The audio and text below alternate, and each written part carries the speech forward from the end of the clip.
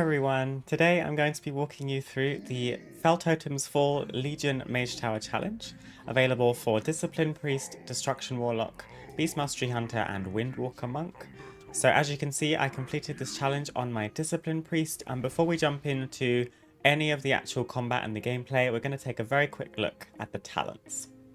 So here we are with our talent build that we ran for the Mage Tower, and obviously this is specific to Discipline Priest, but the general idea applies to all of the specs available for this challenge, in that you want to go with some amount of AoE, which is more difficult as a Discipline Priest. I would argue that Discipline Priests maybe have the most difficult time in this challenge. I spec'd into Holy Nova here. This is specifically to deal with the small adds that spawn during the fight. We'll look at how we dealt with that when the time comes. The same applies to Divine Star. I would take Divine Star over Halo just because it has a shorter cooldown, it's easier to use, and based on where the adds spawn, I would argue that the Divine Star is just easier to use, essentially. I would also take a CC reduction talent if you have one, so Psychic Voice is great here. Psychic Scream is kind of the only ability that Discipline Priests have, to my knowledge, to deal with Tugar's Fell Burst if you can't silence. So you want to kind of be using Psychic Scream as much as possible, so having that reduced cooldown is very, very helpful. And since this is technically a DPS challenge, obviously Discipline Priests get to do it too because they are kind of like a hybrid healer DPS spec. You will also want to try and run as much kind of self-sustain or leech as possible. So I've taken Sanguine Teachings here as opposed to Vampiric Embrace because you just get a flat 5% increased amount of leech, which is very helpful. So now we've taken a look at the talents. I can guarantee you that I didn't wear any specific gear. I filmed this challenge a good while ago now. It was still in Dragonflight, so I appreciate if you're watching this far in the future, things may be different, but I didn't have any specific gear. I didn't have any specific trinkets from timewalking or anything, and this same rule applies to all of my Legion Mage Tower Challenge videos if you'd like to check those out. The link to that playlist is in the description below as well. But the same thing I say at every video of these is that I don't really have any specific Mage Tower time walking gear. I really don't think it makes a huge amount of difference unless you're really struggling and you know that throughput is your issue. If you've dealt with the mechanics and you're fine on how to deal with all of that, and it's just a case of you need more power or you need more survivability, then maybe I would recommend looking into some time walking gear, but otherwise don't stress about it too much. So at the start of this challenge you have time, as much time as you need to buff up. You can get food buff and file and all the rest of it because the combat starts when the player engages. You fight two enemies at the same time, Tugar and his pet Jormog. Now the important thing to note here is that Jormog starts the fight with 90% reduced damage taken. He has a buff called Fell-Hardened Scales, I believe, which you as the player need to knock off throughout the encounter. We'll look into that in just a second. So what you need to do is try not to DPS down Tugar too much, because if one of the enemies dies before the other, the one that's still alive will enrage, and that will essentially cause a wipe for you. So don't get carried away DPSing Tugar because you can't really DPS Jormog. Just kind of decay him down slowly and just deal with the mechanics until Jormog's stacks have been removed. Now, as you can see here, Jormog has burrowed underground in this phase and is charging towards me constantly. That is how we're removing his Fell-Hardened Scale stacks, is by kiting him through those rocks that you saw in the ground. I can rewind slightly so you can see because I talked all the way through it. So you can see Tugar casted an Earthquake which caused these three rocks to spawn on the ground. Tugar is then kind of circling underground while burrowing and is periodically going to charge at me, which he will do in just a second here.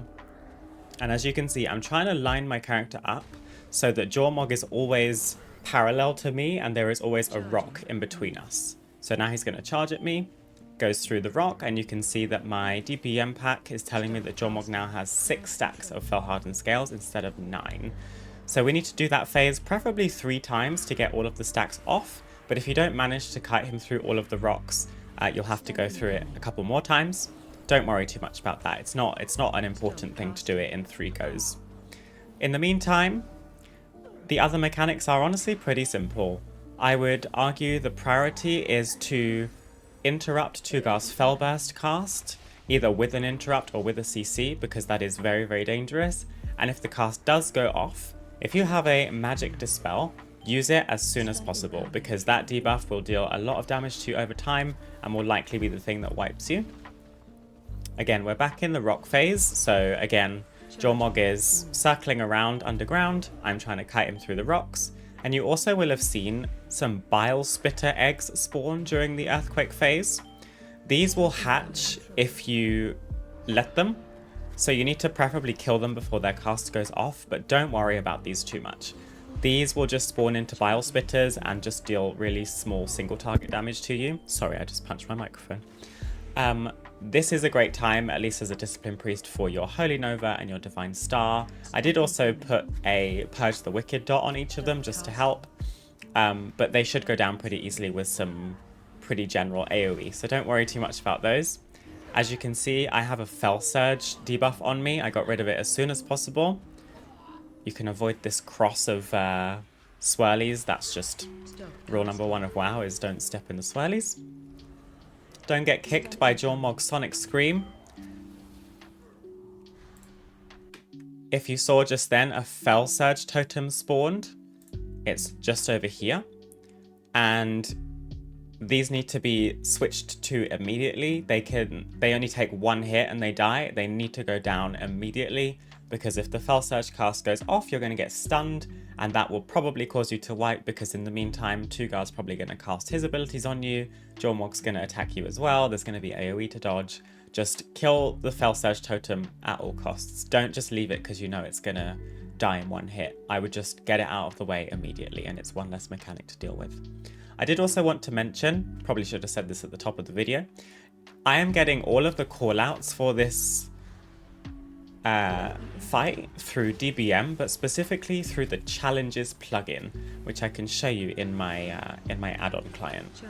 So if you're a DBM user, you can go into your preferred add-on client and go and download the Deadly Boss Mode's Challenges add-on, which will give you callouts like you were in a raid or a dungeon for the Mage Tower and also for Torghast.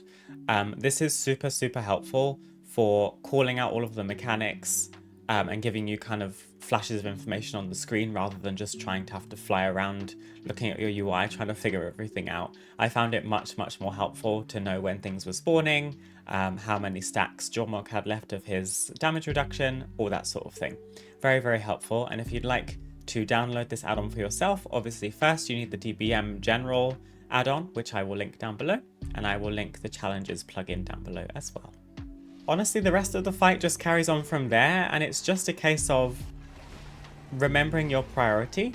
So CCing Tugar during Fellburst at all times, dispelling the magic dispel. I believe it may only be Discipline Priests that get that, because I don't know if any other of the specs can dispel magic. And here we are, hopefully. Okay, I'm gonna need another round of rocks to dispel Jormog completely, because he still has 3 stacks. But as you can see, you can just kind of run this scenario endlessly until you get his stacks off. There isn't really an enrage or anything unless one of them dies. So you're seeing here that I'm not like popping off on Tugar. He's still above half health in all this time. We've been fighting for 4 minutes now. There is no point nuking Tugar down, because if you kill him by accident too early, you're going to wipe. So don't get carried away. Here we're just going to deal with the Bile Spitter eggs, kite Jormog through the rocks. I got 2 in one go, which was very nice. There is a Fel Surge totem up. I need to get that. We have CC'd Tugar again, because he was going to cast Fel Surge. I got the debuff. I'm cleansing the debuff. As you can see, with a little bit of practice, you kind of get the rhythm of this Mage Tower challenge, and that's kind of the case for all of them, is the more you just give it a go, the more you're going to get the hang of it.